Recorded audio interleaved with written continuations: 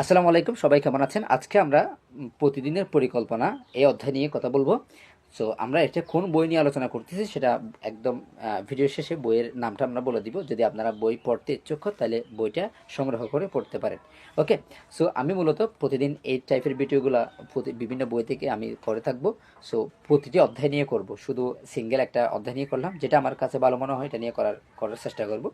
So আপনারা আশা করি যারা দেখবেন তারা সাপোর্টিভ হবে বলে আশা রাখছি। সো এখন আমরা কথা যেটা বলতে সেটা হচ্ছে কি, প্রতিদিনের পরিকল্পনা গ্রহণ করুন। সো কীভাবে? একজন অ্যালেক্স ম্যাকেনজি একটা কথা বলেছে, সেটা হচ্ছে মানে পরিকল্পনা ছাড়া কাজ করা হচ্ছে সকল ব্যর্থতার কারণ। সো এটা কিভাবে আমরা জানি, আমরা সবাই বলতে পারি, সমস্যা নেই।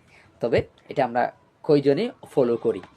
তো আমি যখন কোনো একটা কাজ যখন 1 ঘন্টার একটা কাজ, আমি যদি এটা 10 মিনিট পরিকল্পনা করি তাহলে আপনার 50 মিনিট হয়ে যাওয়ার কথা।